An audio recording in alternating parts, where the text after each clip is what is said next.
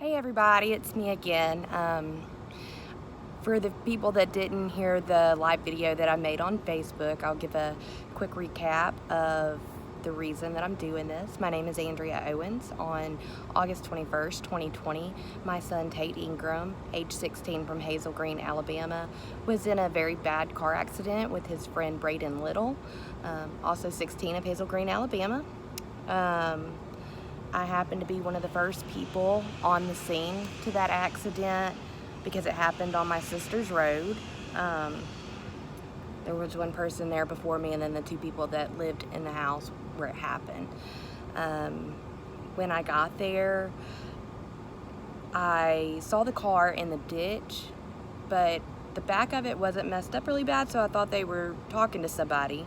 As I got closer to the car, I could see Braden's face and I saw just how damaged it was, and I knew at that point that it was bad. Braden broke every bone in his face, including his jaw. He was conscious when I got there. He was trying to fight to get out of the car while I was running across the street.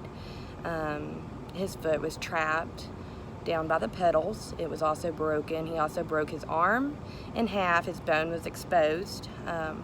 As I was running across the road, I just kept saying, Braden, you've got to be still. Stay awake, but be still. Stay awake, but be still. I could see Tate laying on the ground behind the tree. I could see his feet. He had been ejected from the passenger side window and hit his head on a cement statue.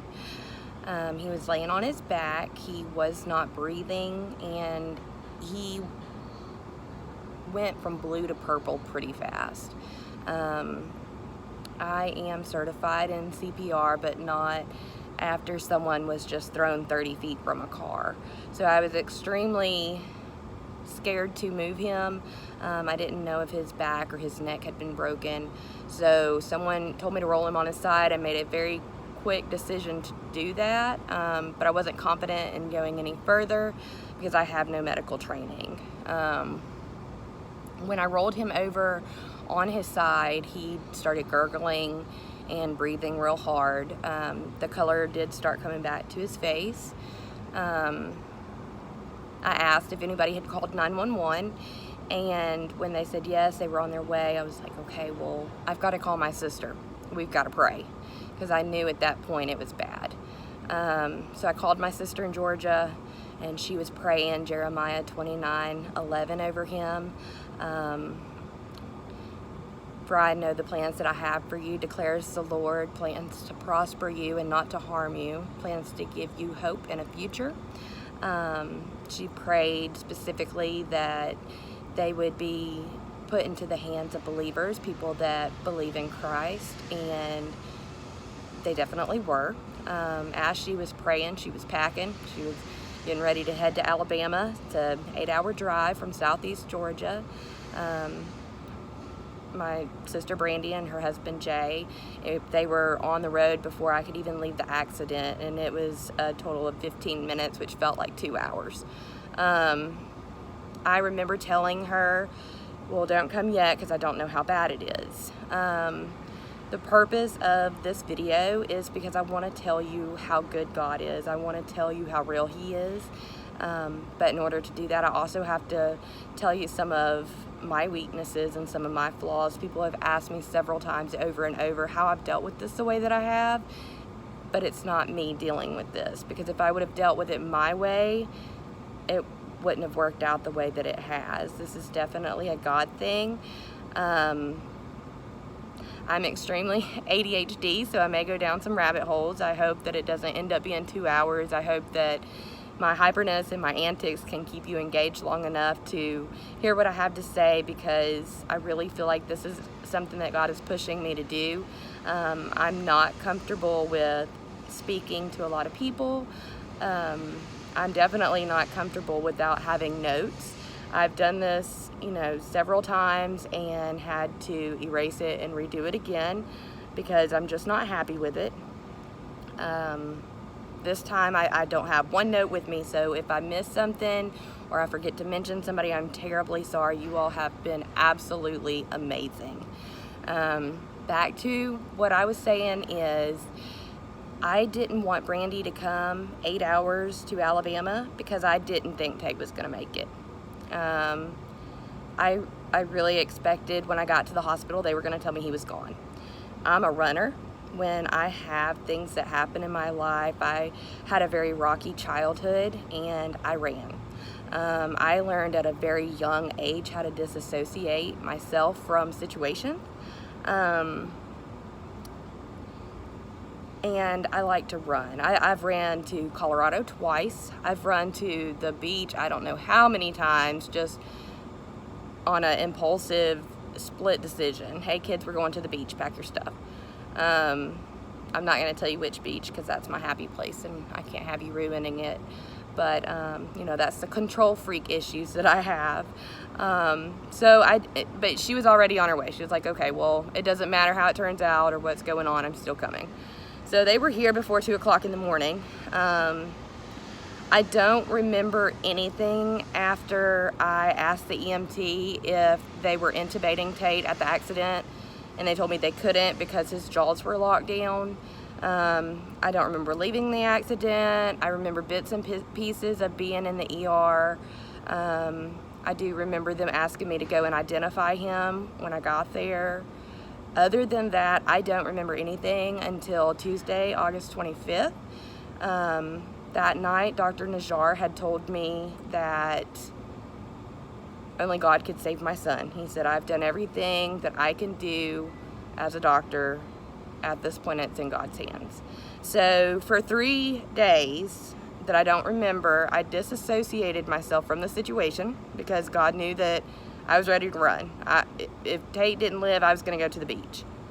So he sent me to the beach in my mind, and I can actually remember hearing the waves crashing on the sand, feeling the sand in between my toes. I could smell the salt water. I could hear and see the seagulls. It was like I was actually there, even though I know I wasn't. When Dr. Najjar told me that only God could save my son, it was like something inside of me, just a fire sparked inside of me that I can never explain. I was ready to fight. I remember everything from that point on. I remember I stood in there for days, standing up so that I could see him in the roto bed and touch him and pray with him and worship with him. And our friend, Mr. Jefferson, who unfortunately did not make it, but I really felt like he enjoyed the worship music and the prayers and the time with God that we got to spend with him as well. He was Tate's roommate.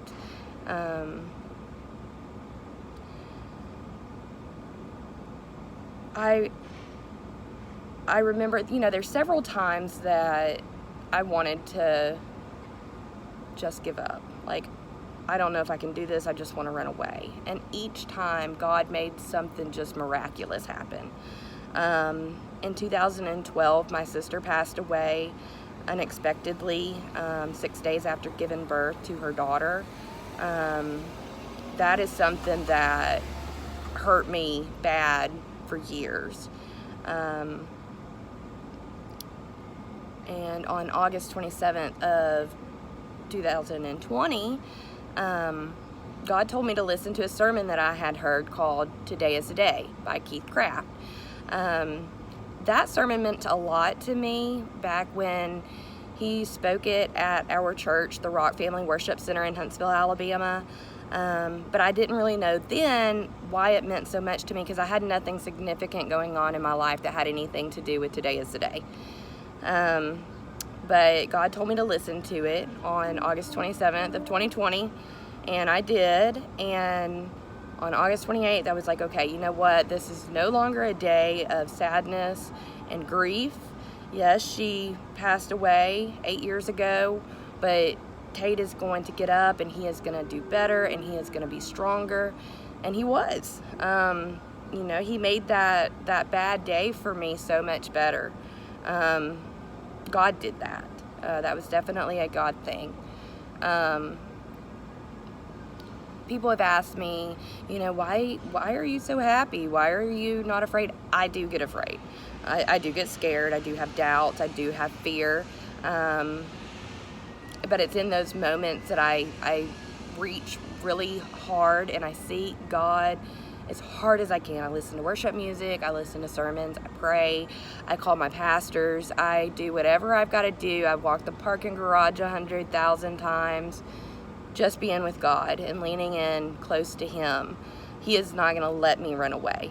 He has held me firmly in my place here as Tate's mother every single day for 7 weeks, and He's turned the worst time of my life into something absolutely amazing and fulfilling. I look forward to each day to see what God is going to do next.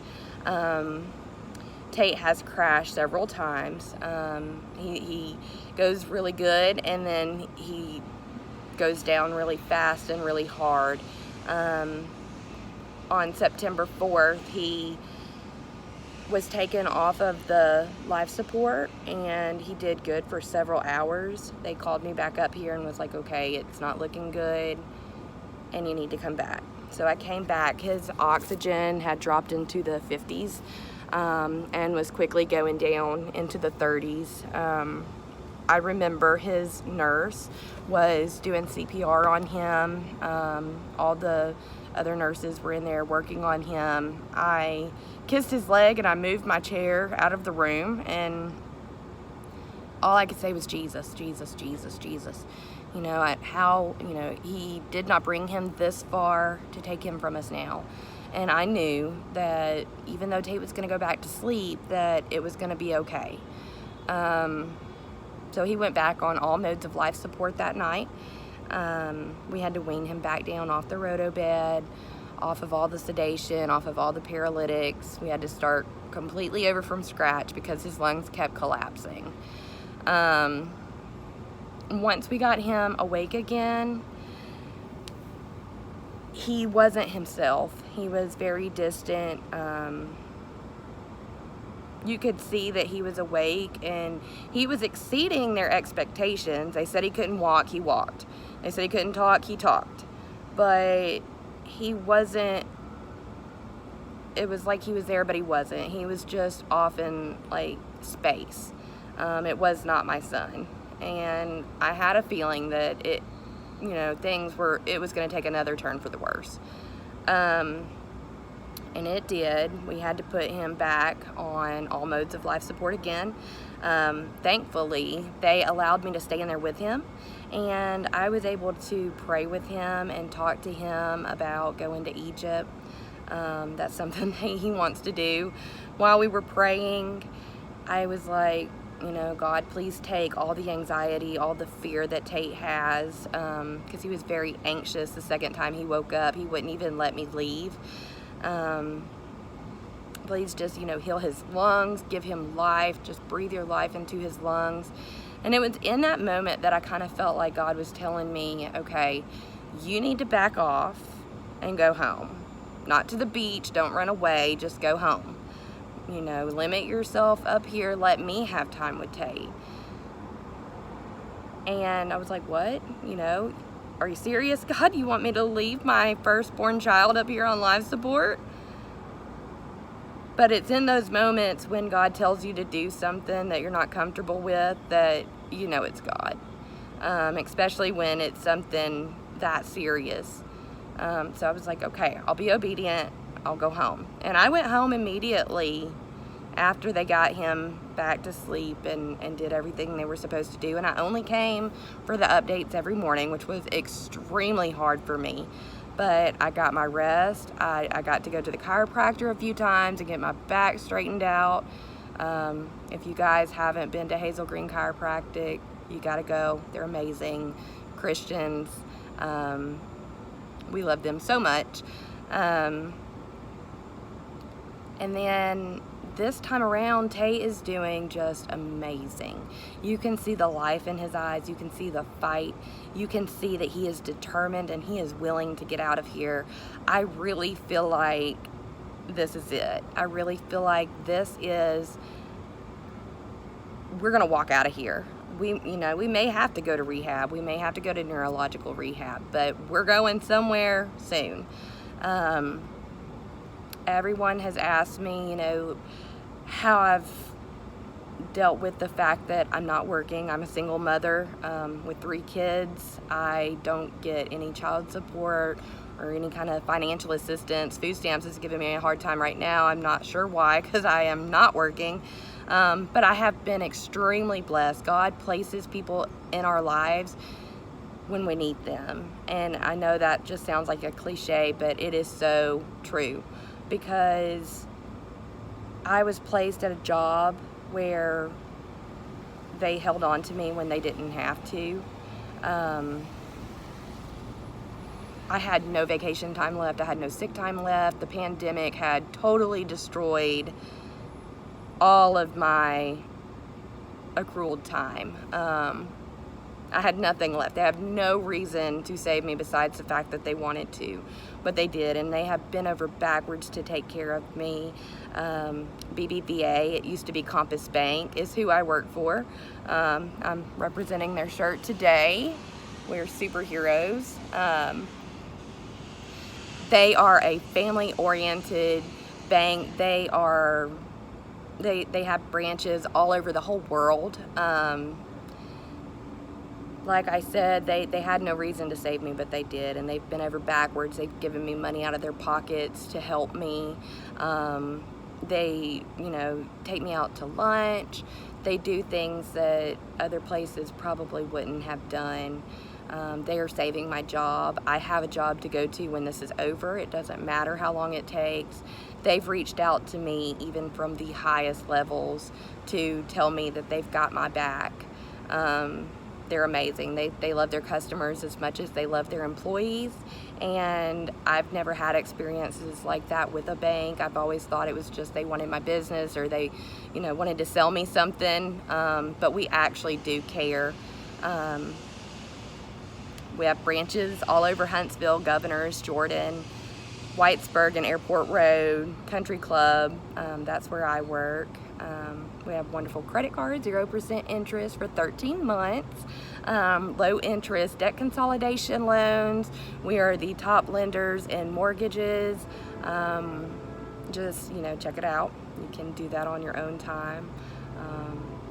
But I just wanted to tell you how great they are. My neighbors, they've mowed my grass for me. They've watched my house for me. People have reached out and given me money that didn't even know who I was.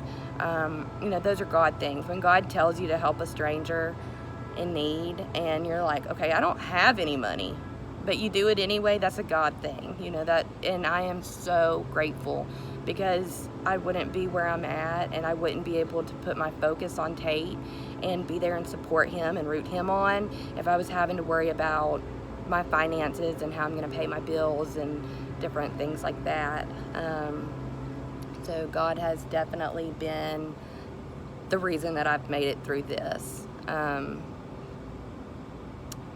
really hope that if you got anything at all out of this, you know that in bad situations, sometimes you have to fake it till you make it. Okay, I was gonna run. I didn't, and there were times that I wanted to, off and on throughout all of this, but I didn't, and I had to push myself really hard to lean in close to God. But back in before this happened, when I would run and when I would rely on my own strength, I was weak and I was tired. It exhausted me to run from my problems and to pretend like they weren't there. This time I have been totally just exhilarated. I have so much energy. I have so much fight. I have so much willpower. I have so much hope, and that all comes from God. And no, it was not easy. I had to fight for it. And there were times that I felt like I was faking it till I made it, but I've made it. And through God, all things are possible. He has held my hand, and He has walked me through this storm. And I know without a doubt that my son will make it, and him and Braden will have such a story to tell and lives to save, and working for the kingdom of God. I really hope that you got something out of this. I didn't go down too many rabbit holes. It's almost 20 minutes and I did better than I did last time. So I am gonna go up here and sit with Tate and root him on and get him walking today. Today is gonna be another amazing day. Thank you again to everyone that has been there for me and supported me. Thank you for the strangers that have sent cards from West Huntsville Church of Christ. I don't know who you are, but I am so grateful, and his wall is covered in them. Thank you to his friends who have sent posters to help me decorate. Thank you to my cousin Tiffany for setting up the GoFundMe. Thank you to Heather for doing the shirt fundraiser. Thank you to my sister Amanda for taking care of my kids. Thank you to my sister Brandy for always being a strong shoulder for me to lean on and guiding me to God. Thank you to all of my friends, Emily and Sean Wallace. They've always been there. They have never left my side. There's really just too many to thank. Thank you to BBVA. Thank you to Huntsville Hospital, the security team, the nurses, the doctors. They are absolutely amazing. They worship with us, they pray with us, they thank God with us, and I couldn't ask for a better atmosphere to be surrounded in. Thank you to my friends and my family, everybody that has been there for me. I know that I've missed some of you, our pastors, our preachers, our counselors, our friends at church, Joyce and Ronald, Kaylee and Leanne, Nina, all of our family. I can't name you all because there's just way too many, but thank you and God bless, and thank you for just giving me the support I need to keep going.